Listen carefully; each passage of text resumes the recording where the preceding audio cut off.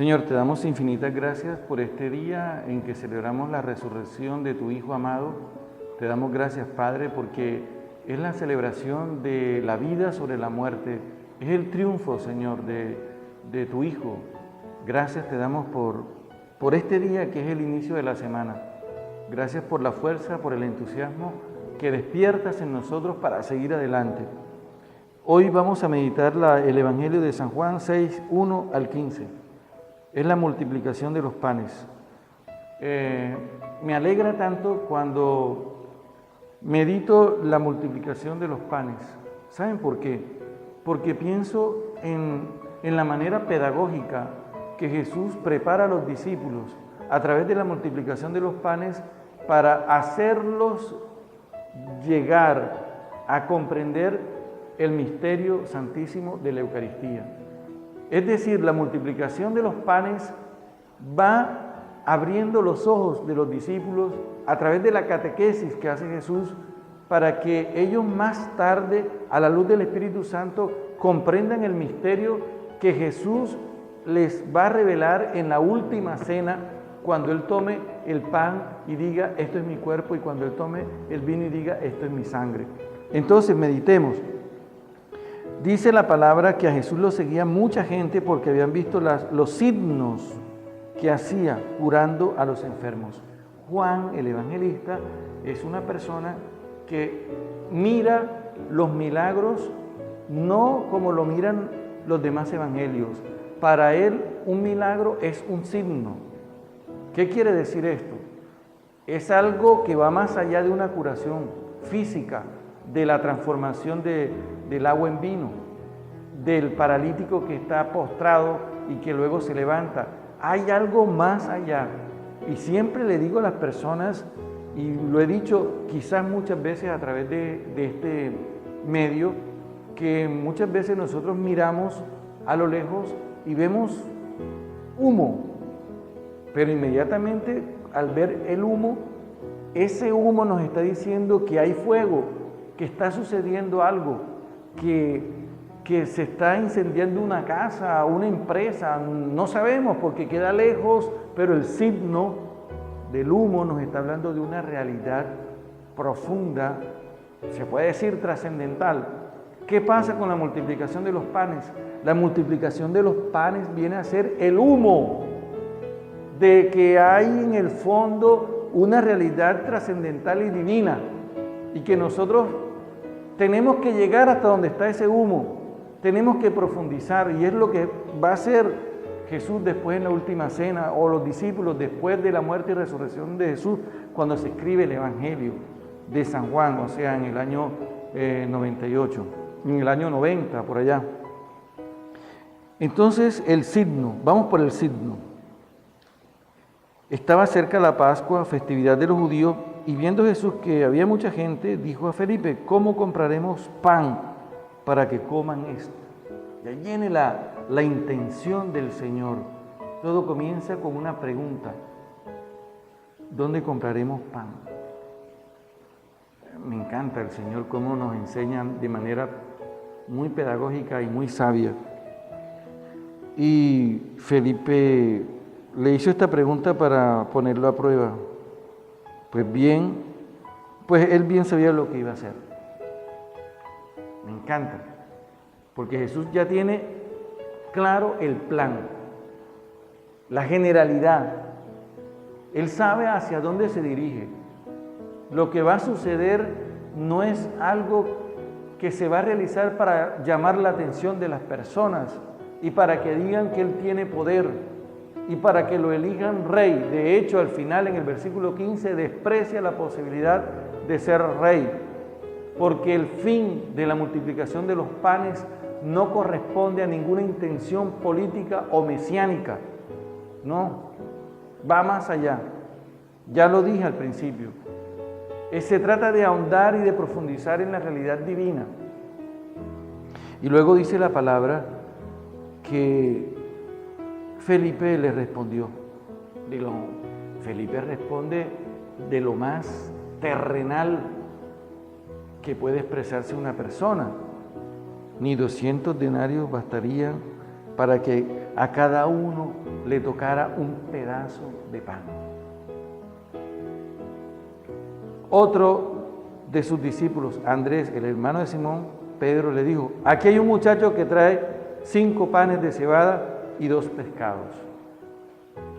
Ya Jesús empieza a ilusionarse, a alegrarse, porque los discípulos, en medio de toda esa necesidad, en medio de toda esa carencia, ven que hay un niño, sobre todo este discípulo, Andrés, un niño que era algo insignificante, que no se tenía en cuenta. Primera cosa, un pan que es de cebada, que es un pan de lo más pobre que puede existir. Y dice lo tercero, 2 pescados. Eso es lo que hay. Pero a mí me encanta Jesús porque supera la realidad del Antiguo Testamento, cuando la gente va por el desierto, igual que esta gente que no tienen nada, y se ponen a renegar. En cambio, Jesús no reniega. Jesús no reniega de esos 5 panes de cebada y esos 2 peces. No reniega. Jesús es un hombre que asume la realidad como tenemos que asumirla nosotros. Y entonces, ¿qué sucede? Bendito sea Dios que Jesús... Bueno, pero antes de esto, pensemos en la respuesta también de Andrés. ¿Qué es eso? ¿Qué es eso para tanta gente? También de lo más terrenal. Nos quedamos en lo terrenal, como si nos quedáramos nada más contemplando el humo. Ya ¿qué se va a hacer? ¿Quién sabe qué se estará incendiando? ¿Qué puede ser? Pues eso corresponde a una realidad que no es la mía. Así podemos nosotros responder. Entonces Jesús respondió: díganle a la gente que se siente. Esto es primera cosa. Primera cosa. Cuando Dios va a realizar algo, necesita la disponibilidad de nosotros. Y también nos invita a participar y a colaborar en ese plan de salvación. Él lo ha podido hacer todo sin contar con los discípulos, pero cuenta con ellos. Y aquí me alegra mucho de que me haya elegido también a mí como sacerdote a participar de ese plan de salvación. Díganle que se sienten, que se recuesten en la hierba. Había mucha hierba, dice ahí. Y esto enseguida nos conecta con el Salmo 22. El Señor es mi pastor, nada me falta. Me conduce hacia fuentes tranquilas. En verdes praderas me hace recostar. Entonces el Señor va a alimentar a este pueblo. Él es el buen pastor. Todos se sentaron. Dicen, solo los hombres eran unos 5,000. Pensemos un momento en los discípulos. ¿Cómo hicieron esos 12 discípulos para organizar a 5,000 hombres? Y aquí está el primer milagro. El primer milagro es que una masa de gente es transformada por la acción divina de los discípulos que son obedientes a la palabra de Jesucristo en un pueblo de Dios. Primero, ese es el milagro, que Dios quiere transformar la masa en un pueblo de Dios. Y para eso se vale de 12 personas con limitaciones, fragilidades, incapacidades, pero logran hacer que este milagro se realice porque son obedientes a la palabra de Cristo. Primer milagro que tenemos. Enseguida tomó Jesús los panes y después de dar gracias a Dios, se los fue repartiendo a los que se habían sentado a comer. Segundo milagro, ¿cómo Jesús multiplicó los panes? Con la acción de gracias.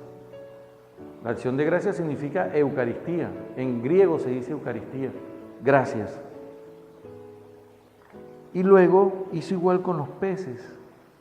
Y después dijo, recojan los pedazos sobrantes para que no se desperdicien. ¡Qué bendición! El Señor ha multiplicado los panes con una acción de gracias. La Santa Eucaristía, en la Santa Eucaristía decimos los sacerdotes, el Señor esté con ustedes, con tu espíritu, responden las personas, la comunidad, el pueblo de Dios. Levantemos el corazón, lo tenemos levantado hacia el Señor. Y aquí dice el sacerdote, demos gracias al Señor nuestro Dios. Y continúa el sacerdote, en verdad es justo y necesario, es nuestro deber y salvación, darte gracias siempre y en todo lugar. Y aquí está esa frase de la liturgia, siempre y en todo lugar. Entonces, a cada instante yo tengo que darle gracias a Dios por todas las cosas y enseñar a las personas a dar gracias a Dios. Hay personas que no dicen gracias, sino menos mal. Yo siempre digo esto para que corrijamos ese lenguaje que no es espiritual. Menos mal. No, menos mal no. Es mejor decir gracias. Gracias a Dios. Porque si estoy diciendo gracias a Dios, estoy de manera espiritual haciendo que las puertas de las bendiciones se abran. Porque si Jesús multiplicó los panes dándole gracias a Dios, y si yo le doy gracias a Dios, también Dios está haciendo en mí lo que hizo con esa gente cuando Jesús mandó que se sentaran. Entonces, por eso es importante, incluso que cuando nos sentemos a la mesa a compartir, demos gracias a Dios, porque esa es la Eucaristía. Miren que estamos hablando de la multiplicación de los panes y no estamos hablando de la Eucaristía, pero en el fondo estamos hablando de la Eucaristía. Es una preparación, es una catequesis que Jesús está haciendo y que la iglesia primitiva también adoptó. Entonces la gente, al ver la señal milagrosa, recuerde que comenzamos con un signo, ¿verdad? Y aquí dice, al ver la señal, otra vez el signo, pero la gente no profundizó en la divinidad. La gente se quedó en el humo y entendió mal. Este es en verdad el profeta que había de venir al mundo. Ok, hasta ahí vamos bien. Miren lo que sucede. Pero Jesús, sabiendo que iban a llevárselo para proclamarlo rey, se retiró de nuevo a la montaña él solo. En el griego está leyendo y aparece un verbo anahoreo y dice que ese verbo indica o significa salir corriendo, huyendo. O sea que Jesús salió corriendo, huyendo de esa propuesta, porque esa propuesta atentaba contra el misterio sagrado y hermoso de la Santa Eucaristía que él iba a realizar en la última cena. Ser rey, políticamente hablando, no era nada, y Jesús ya había discernido esto a la luz del Espíritu Santo. Pensemos nosotros en el milagro de la Eucaristía, pensemos nosotros los sacerdotes en el milagro que Dios realiza todos los días a través de nosotros, y démosle gracias por habernos elegido. Bendito sea el Señor. Amén.